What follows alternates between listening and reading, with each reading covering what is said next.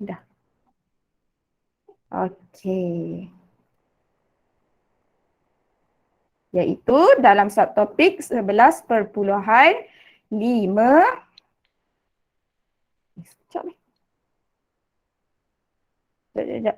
Macam nak dia masuk benda dekat earphone ni. Kerukat-kerukat punya macam ada semut. Gangguan betul. Okey, so sekarang hari ni masuk 11.5 subtopik translasi, pantulan dan putaran sebagai isometri. Apa pula tu isometri? Okey, so yang pertama sekali kita akan tengok hubungan translasi, pantulan dan putaran dengan isometri. Apa yang kamu nampak? Dia nampak kan? Session ni. Okey. So standard pembelajaran untuk yang pertama ini adalah menyiasat.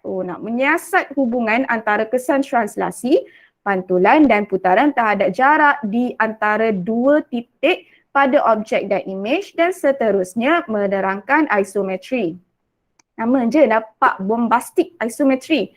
Tapi sebenarnya isometri itu sama. Maksud dia sama. Apa yang sama? Jom kita tengok. Okey, sebelumnya anda telah mempelajari transformasi bagi translasi, pantulan dan putaran bagi suatu objek. Masing-masing mempunyai sifat tertentu. Perhatikan rajah di sebelah ini. Dapatkah anda mengenali transformasi bagi imej 1, imej 2 dan imej 3? Apakah yang boleh anda kaitkan dengan jarak di antara objek dengan imej? Jika objek dipetakan kepada suatu imej yang sentiasa kongruen, kongruen itu apa? Sama bentuk dan juga saiz, maka itu merupakan suatu isometri. So kita boleh cakap kalau yang tu isometri, ia juga kongruen. Isometri ialah suatu transformasi yang mengekalkan jarak di antara sebarang dua titik pada objek asal. So maksudnya transformasi isometri ni dia kena sama dari segi bentuk dan juga saiz asal objek. Okey, kalau saya nak tanya, ini objek kan? Okey, kalau kata kita tengok imej 3 ni. Translasi apa? Transformasi apa ni? Translasi ke, pantulan atau putaran? Cuba teka. Translasi. Ya, betul. Betul, translasi. Okey, kalau kamu tengok kepada imej 1, pantulan atau putaran? Pantulan. Ya, imej 1, imej 1. Putaran. Putaran, dia berputar. Pusat putaran kat sini dia berputar. Kalau arah dia berbeza biasanya putaran. Bukan arah dia berbeza, orientasi arah dia sama. Okey, kalau sisi yang panjang ni ke atas, yang ni pun ke atas, itu kita nak check kita nak kenal ia adalah putaran. Okey, last kali ini pantulan. Ya, betul. Ini paksi pantulan dia. Bila pantulan, dia bertentangan. Ini sebab sengit kan, nampak dia ke bawah. Padahal sebenarnya ia adalah pantulan. Ia bertentangan lah bila imej tu dihasilkan. Okey, kita tengok nak kenal isometri. Rajah A, B dan C yang manakah merupakan imej isometri. So isometri ni sama juga dengan kongruen, iaitu sama dari segi saiz dan juga bentuk. Tak boleh berubah bagi objek yang berlorek di bawah suatu isometri. So mana satu isometri, A, B atau C dengan objek ni? Yang mana satu isometri? Ya? A, cikgu. A isometri. Okey, kat sini ada sebenarnya. Rajah A ialah imej isometri kerana bentuk dan saiznya sama. Kenapa B bukan? Sebab saiz tak sama. C bukan isometri sebab saiz dan bentuknya tak sama. Okey, so maksudnya isometri tu kena bentuk dan saiz sama. So lebih kurang kamu belajar pernah kenal kongruen lah sebelum ni. Kena bentuk dan saiz sama. Okey, hubungan isometri dan kekongruenan. So standard pembelajaran untuk yang ini 11.5.2 menerangkan hubungan antara isometri dengan kekongruenan. Okey, perhatikan objek yang berwarna ungu. Bolehkah anda nyatakan imej yang kongruen di bawah suatu transformasi pantulan? Okey, yang mana satu? Antara objek ungu ni yang mana satu pantulan? Yang merun. Merun. Sebab dia sama saiz, sama bentuk. Okey, pantulan lah kena sama bentuk. Yang ni tidak lah walaupun nampak sama saiz tapi orientasinya berbeza. Okey, yang ni dah tentu-tentu sebab saiz dia berbeza. Okey, so paksi pantulan ni kat tengah-tengah ni lah. Dapatkah anda tentukan paksi pantulan bagi transformasi isometri ini kat tengah-tengah ni? Kita nak tulis pula. Okey. Kat tengah-tengah ni lah paksi pantulan dia. Oh, saya ingat. Patutnya lurus. Okey. Alright, seterusnya tujuan, okey, kita tengok rangsangan minda ni mengenal pasti perkaitan antara isometri dengan kekongruenan. Okey, perhatikan gambar raja di atas. Q ialah objek kepada suatu image. Ini objek. Okey, bersama-sama dengan rakan anda, kita sama-sama lah satu kelas terus. Kenal pasti image yang kongruen. Yang mana satu? A, B atau C yang kongruen? B. Ya, dah tentu-tentu B. Yang ni yang kongruen. Kenal pasti juga isometri yang memungkinkan kekongruenan pada image tersebut. So yang mana satu isometri bagi Q? Pantulan. Bukan. Itu orang panggil transformasi apa? Yang mana isometri? Yang ni jugalah. Maksudnya yang ni B juga. B ni kongruen, B ni jugalah isometrinya.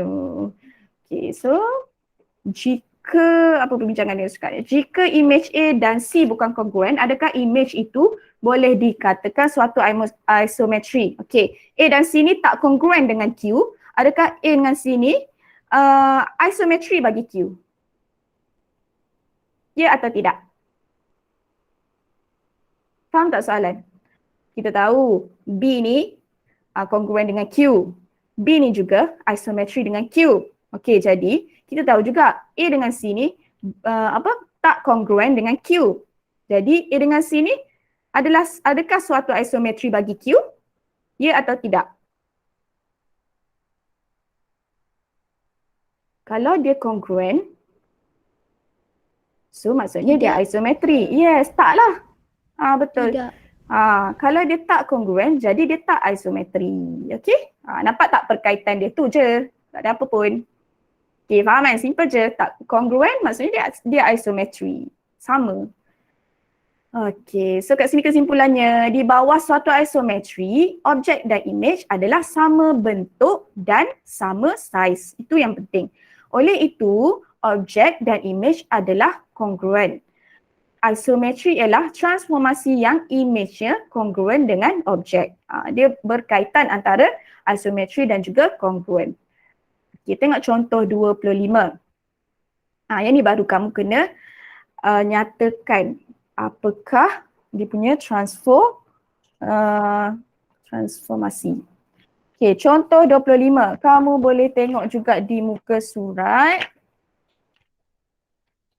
232. Okey. Objek A, B, C dan D adalah kongruen. Nyatakan isometri yang memetakan. Okey, yang ni kamu kena nyatakan sama ada ini adalah pantulan atau apa lagi satu? Putaran dan lagi satu Translasi.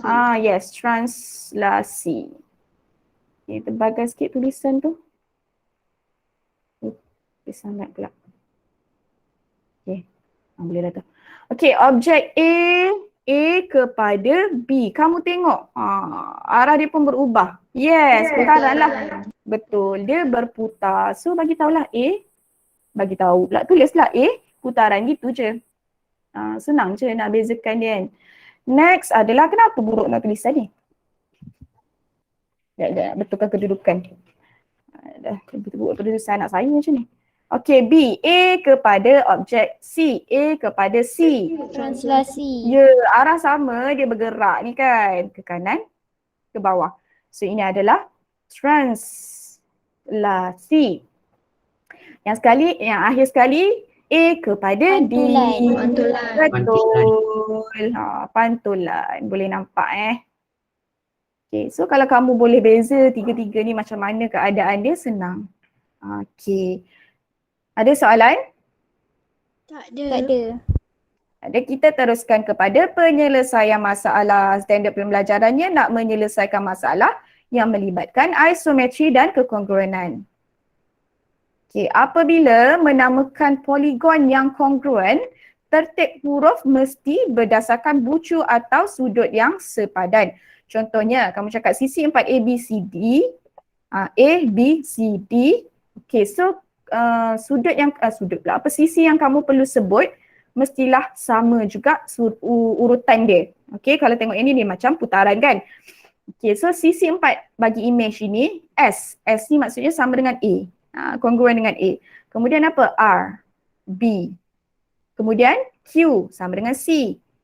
Dan last sekali P sama dengan D. Urutan dia mesti sama, tak boleh tunggang terbalik. Okay. Bila A, B, C, D maksudnya S, R, Q, P. Kalau kamu buat A, D, C, B macam tu, kena buat terbaliklah juga ni. S, P, Q, R. Susunan mesti sama objek dan image. Okay, dalam rajah di sebelah, contoh 26, ni nak menyelesaikan masalah lah ni.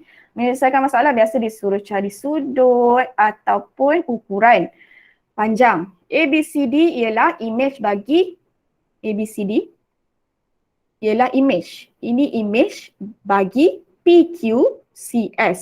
Di bawah satu isometri. Diberi DCS adalah garis lurus. Okey. Kalau garis lurus, apa yang dia nak bagi tahu sebenarnya? Sudut dia berapa? 180 darjah. Yes, nak bagi tahu sudut dia 180 darjah. Hitung sudut PQC. Yang ni dia suruh cari. Okey. So daripada sini kamu kena fahamlah apa maklumat yang diberi. Kita kena tahu ABCD adalah image bagi PQCS. Jadi sudut dia mesti sama. Okey, maksudnya tengok ni. D sama dengan S, P sama dengan A. Yang di sini akan sama dengan sini juga. Yang ke atas ni pun akan sama dengan di sebelah kiri. Okey. Sudut PQC sebahagian daripada sudut segi 4 PQS. Okey, sudut pedalaman segi 4 berapa? Ingat lagi tak? Hasil tambah? 360 darjah. Itu kena ingat. Ni dah belajar masa form 1. Sudut pedalaman. Kita akan gunalah kejap lagi. Segi 4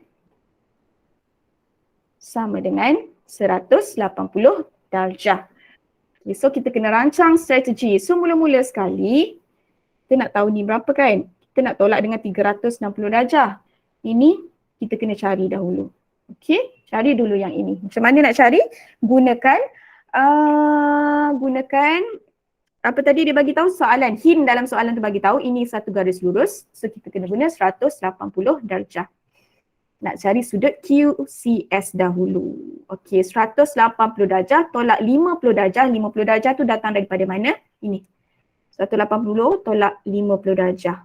Kemudian kena bahagikan dengan 2 sebab apa? Kiri kanan ni sama. Barulah cukup 180. A tambah 50 darjah tambah C sama dengan 180 darjah. So that's why 180 darjah tolak 50 bahagi 2 dapatlah 65 darjah. Kat sini dapat 65 darjah. So dah boleh cari belum sudut PQS? Boleh cari? Boleh. Macam mana nak cari? 360 darjah tolak 65 darjah tolak 90 darjah tolak 90 darjah. Very good, betul. Jumlah sudut pedalaman sebuah segitiga 360 darjah tolak dengan sudut-sudut yang ada di sini. Okay. Yang kat sini tadi berapa dapat? Lupa dah. 65 darjah. Okay, so 360 darjah datang mana 360 darjah ni? Jumlah sudut pedalaman segi 4. Tolak 65 darjah yang ni. Kemudian tolak 90 darjah. Tolak lagi 90 darjah. So berapa jawapan akhir dia? 115 darjah. Ya, 115 darjah. Main kat situ je. Senang kan? So kamu kena ingat baliklah sudut pada garis lurus, sudut pedalaman dan macam-macam lagi lah. Okay, so kita dah buat kesimpulan tadi. Oleh itu sudut PQC ialah 115 darjah. Okay. So selepas ni, baru setengah jam. Ataupun saya nak terangkan lagi lah lepas ni. Okay, so selepas ni kita akan buat jam cuba 11.4 dan juga 11.5. Ada apa-apa soalan? Tak ada. Tak ada Betul? Tak ada. Orang lain? Tak ada? Tak ada. Tak ada 11.4 dah buat semalam. Oh, saya salah tulis. Sepatutnya 11.5 dengan 11.6. Itu baru betul. Tadi kita lebih bincangkan 11.4. Okey, jadi kejap lagi saya akan bagi link untuk kamu buat yang ni. Tapi sebelum itu saya tunjuklah macam mana nak buat. Okey? Okey, so yang ni kamu kena jawab macam mana. Tentukan sama ada setiap transformasi yang berikut ialah isometri atau bukan. Okey? So cara nak jawab dia, kamu kena tulis transformasi isometri ataupun bukan transformasi isometri. Ejaan kena betul. Okey? Kalau cakap tersyasyul tak apa. Tapi kalau kalau tulis salah nanti jadi salah terus. Okey, so yang pertama sekali tentukan sama ada setiap transformasi yang berikut ialah isometri atau bukan. So yang A, transformasi isometri atau bukan? Transformasi isometri. Yes, itu yang kamu kena type. Transformasi isometri. Okey, ejaan kena tepat. Okey, yang kedua? Bukan. Bukan. Bukan jangan tulis bukan ke? Bukan transformasi Isometri. Okey, yang singan D tu cuba buat sendiri. Ni saya nak tulis cara menjawab sahaja. Okey, nombor 2, tentukan sama ada transformasi berikut merupakan suatu isometri. Okey, mula-mula dia cakap suatu pantulan diikuti oleh suatu pantulan. Pantulan termasuk dalam transformasi isometri atau tidak? Isometri. Tak, yang ni kena tulis ni. Kena tulis panjang juga, transformasi isometri. Seterusnya, kalau bukan, tulis bukan transformasi isometri. Okey, faham? Faham. Saya nak ajak kamu jawab sebab saya baru macam sebab ada sesetengah kadang yang tak guna laptop, nanti saya tengah ajar yang ni, kamu buka link tersebut jadi tak boleh tengok apa yang saya ajar. Macam mana nak jawab? So lepas habis saya ajar ni, macam mana cara jawab dia, kemudian saya akan bagi link. Okey, baru kamu jawab. Okey, next. Dalam ajar di sebelah A, B dan C ialah image bagi objek P. Okey, A, B, C ni image bagi objek P. So objeknya P sahaja. Nyatakan jenis transformasinya. So ada 3 lah. Sama ada kamu type pantulan, putaran atau translasi. Translasi. Yes. So yang mana satu? Okey, saya tanya yang A dulu. A ni apa? Translasi. Betul. Okey, yang dua lagi. Tulislah translasi. Translasi. Okey, 2 lagi buat sendiri. Seterusnya, rajah di sebelah menunjukkan beberapa bentuk. Nyatakan bentuk yang kongruen. Okey, contoh. Kamu kena bagi 3. Ada 3 yang kongruen kat sini. Contoh Yang mana satu kongruen? K, Sama. Yes, K, L, M. L, dan M. Kamu type macam tu. Okey? Cara jawab dia type macam tu. Okey? Kalau kamu kata K, L dan N, panjang dia lah N. Macam tu lah jawapan dia. Okey? Cara type dia macam tu. Jangan salah. Okey, seterusnya, yang ni kira lah. Okey, dalam belajar di sebelah, segitiga A, B, C dan segitiga ialah image bagi segitiga BCD. Di bawah satu transformasi isometri. Hitung nilai X. So kamu tahu sini 15, sini pun akan dapat 15. Cari sudut BCD ni berapa dulu. Okey, kemudian dah tahu BCD ni berapa, sebelah ni pun sama. Okey, sudut satu putaran berapa? Sudut satu putaran berapa? Sudut satu putaran 360 darjah. Betul. So 360 tolak yang sisi pula sudut ACB di sini. Juga sudut di sini, dapatlah X. Di Wana dah bagi jawapan siap-siap. Okey, itu untuk 11.5. Okey, untuk 11.3, apa pula 3 pula? 11.6. Okey, jom cuba 11.6. Antara objek berikut yang manakah mempunyai ni tak belajar lagi kan? Belum. Oh, saya tak siapkan rupanya nota. Baik, perasan. Oh, patutlah laju sangat. Okey, tak apa. Kita tengoklah je lah kat buku teks. 11.6. Lupa, baik perasan. Okey, next. Simetri putaran. Language sheet last kali lah kita buat. Okey.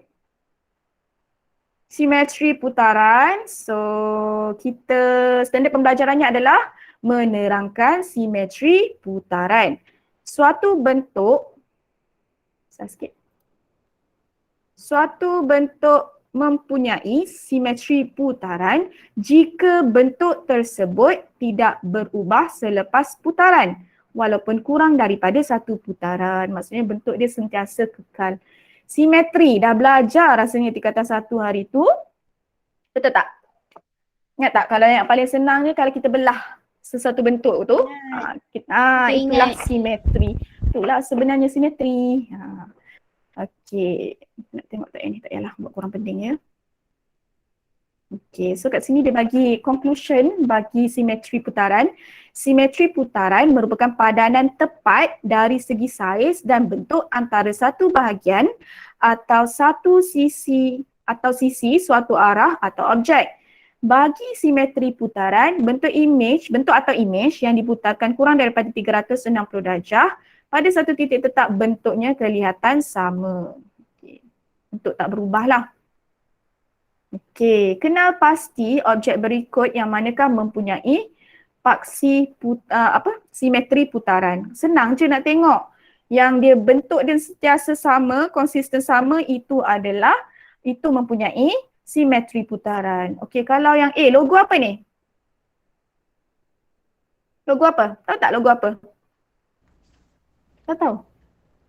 Layang-layang. Logo apa? Wow. Itu logo wow cikgu. Ini logo wow. Logo wow tu logo apa? Dia ada satu syarikat ni. Betul. Kapal terbang. MAS, logo MAS kan? Malaysia MAS. Betul.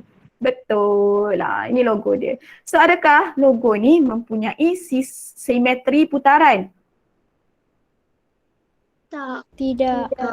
Tak kan? Sebenarnya ia Kenapa? pantulan. Sebab kenapa? Sebab dia tak sama. Dia punya bentuk tidak sama. Kalau kamu putarkan pun tak akan dapat, yang merah ni tak akan dapat jadi yang biru. Betul tak kalau kamu putarkan? Cuba bayangkan kamu putar yang ke atas yang merah tu, bentuk dia tak akan dapat sama macam yang merah tersebut. So bentuk dia berubah jadi tidak. Okey. Yang B ni kamu tengok, bentuk dia sentiasa konsisten. Sama je berputar ni, 360 darjah. Okey, so ini dikatakan mempunyai simetri putaran. Yang sini dah tentulah. Corak dia tak sama, tak kongruen daripada sini ke sini. Okey. Jadi ini tidak mempunyai simetri putaran. Itu je simetri putaran. Mesti sama. Okey. Seterusnya, peringkat simetri putaran bagi objek. So, yang ini kita nak menentukan peringkat simetri putaran bagi suatu objek. Okey. Peringkat simetri putaran ialah bilangan kali sesuatu bentuk menepati dirinya sendiri dalam satu putaran lengkap. Okey, so macam mana nak tahu peringkat simetri ada berapa? So kita boleh kira bilangan paksi simetri. Kamu dah belajar kan paksi simetri. So bilangan paksi simetri adalah sama dengan peringkat simetri putaran. Macam mana tu? Jom kita tengok contoh dia, contoh 28. Okey. Tentukan peringkat simetri putaran apabila kedudukan A berada di kedudukan D dalam rajah di sebelah. Okey, ni senang je sebenarnya bila ditanya tentukan peringkat. Jadi A nak ke D. So kamu kiralah dia bergerak daripada bucu ini, kalau bergerak dia tetap membentuk bentuk yang sama. Okay, so A ke B 1 peringkat, B ke C 2 peringkat. C tiga peringkat. Okay, so ada berapa? Peringkat ketiga kalau kat sini cakap. Okay, boleh faham macam mana nak kira peringkat tu? Boleh. Senang je kan? Tengok dia bergerak berapa. Okay. Okay, kalau yang ni dia tak bagi tahu. Okay, jomlah kita tengok terus. Jom cuba 11.6. Okay, ini pun ada live version. Jadi saya bagi. Antara objek yang berikut, yang manakah mempunyai simetri putaran? So, kamu kena tengok yang mana satu membentuk putaran tu bentuk dia masih kekal sama. Okay, macam mana nak jawab? Ada atau tiada, macam tu. Untuk yang ni ada atau tiada. A ada atau tiada? Ada. Yes. Ada. B? Tiada. Tiada. Tiada. C? Tiada. Tiada. Tiada. D? Tiada. Bagus. Betul lah tu. Faham lah Bentuk sama baru ada. Okay, next. Tentukan peringkat simetri putaran bagi objek berikut. So, untuk tentukan peringkat simetri putaran, kalau macam ni, kamu kena cari paksi simetri untuk setiap objek ada berapa. Okay, kalau yang A ni, ada ke paksi simetri dia? Kalau kamu nak lipat dia, tiada kan? Tiada. So, bila tak ada, tulis je lah tiada. Kalau kamu kata Maksudnya? tiada lah. Maksudnya, cuba macam mana kita nak potong biar dia bentuk dia sama, simetri. Tak ada kan? Oh, okey. Tak boleh. Tak ada tempat yang kita boleh potong kat sini pun tak boleh. Macam ni pun tak boleh. Tak sama. Tak dapat yang sama bentuk dia. Okay. Kalau B pula, ada berapa Ada. peringkat? Ada berapa? Dua. Yes, betul. Dua. Oh, saya tak boleh conteng kat sini. Sekejap, Cikgu, saya maksudnya berapa bilangan paksi simetri ada, itulah Betul. bilangan putaran. Yes, itulah bilangan peringkat dia. Betul. Tadi 11.6, saya nak conteng sikit. Okay, so macam ni. Okay, untuk yang B tu, kamu cakap ada. Tapi ada berapa tadi? Dua. Dua. Satu macam mana? Satu macam ni, boleh lipat kat tengah-tengah ni. So anak panah ni akan turun ke sini, samalah kan? Lagi satu menegak ni. So tulislah. Ada dua peringkat. Dua peringkat. Gitu. Okay, C ada berapa peringkat? 4. Ya, betul. Tulis 4 peringkat. Jangan tulis 4 saja, dia salah. Okay, D? 1. Yes, satu Satu. peringkat. Sebab hatimu itu boleh dibelah, boleh dikai kat tengah-tengah tu je kan. Kalau kau tengok broken heart tu kat tengah-tengah je kan. Mana ada orang buat kat bawah tu. Satu tu saja. Simetri di situ. Okay, so next. Objek simetri berikut diputarkan pada suatu titik. Nyatakan peringkat simetri putaran jika, okay, yang ini kita boleh buat. Kamu kena buat ikut arah jam ataupun lawan arah jam. Macam mana? Okay, kita tengok dulu yang pertama. Mana nak besarkan sikit ya? Hilang dah. Tak apalah. Okay, besarlah tu, nampaklah tu ya. Okay, yang pertama ikut arah jam. A ke C? 2. Okay, mana? A ke C? 1, 2. Betul. Ini ikut arah jam. So tulis peringkat. Kat sini kamu tulis type 2. Okay, lawan arah jam pula macam mana? So, 4. macam mana kira 4 tu? 1, 2, 3, 4. Betul. So tulislah peringkat kat sini. 4. Peringkat 4. Macam tu je. So next point, kiralah macam mana. Macam tu juga cara kira, macam tu juga cara tulis dia. Okay. Ada sebarang soalan? Tak ada. Tak ada, cikgu. Tak ada. Tak ada. So saya nak copy, nak letak kat mana live worksheet ni? Tak terus kat sini pun boleh ya? Saya letak dulu dekat ni. Jangan buat nanti dulu. Saya copy dulu kat sini. Kau ada yang nak copy siap-siap. Okay. Ada masa dalam lebih kurang 49 minit lagi kan? Oh, banyak lagi masa. Jadi sampai situ, ambillah kita punya bab Bab 11. Okey. Minggu depan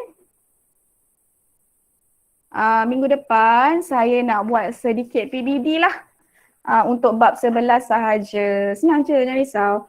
Merangkumi 2 bentuk soalan iaitu soalan bahagian A yang ABC. Okay, saya tunjuk sikitlah contoh soalan dia. Ada tak kat sini? Oh tak ada rupanya. Kejap saya buka ya, koleksi modul. Saya akan bagi, senang je soalan dia. Dalam bentuk macam ni, ABC. Ini 20 soalan. Okay. Okay, next seterusnya yang bahagian B. Okay. Basic punya je. Okay.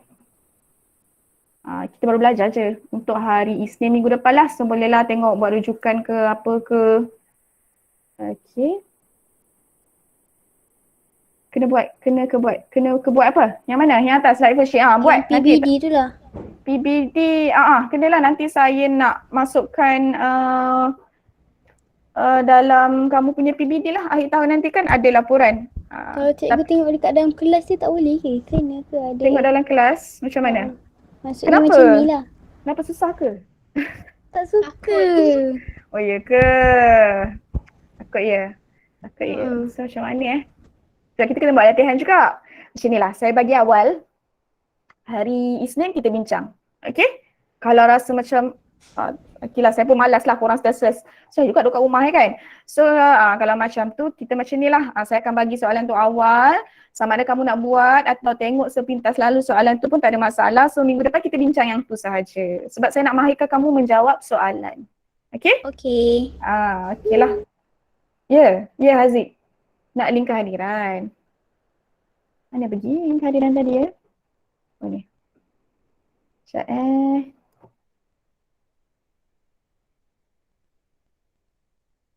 Okay dah, saya dah bagi link kehadiran. Okay, live version ni buat sekejap lagi. So saya nak dismiss kelas sampai sini je lah. Saya nak bagi peluang kamu buat soalan. Sebelum tu nak ambil gambar dulu. Okay, kalau ada masalah dalam buat live worksheet nanti, boleh terus PM saya. Saya ada sampai pukul 3 kat depan laptop ni.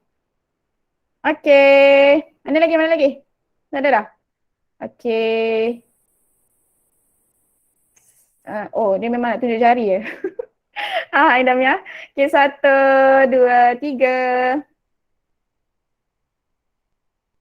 Alright. Siapa yang melambai tu, Fakrul?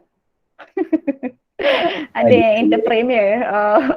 Okay, so itu saja. Lepas ni saya akan copy paste live worksheet tu dekat mana? Saya akan letak kat Telegram juga. Aku ada yang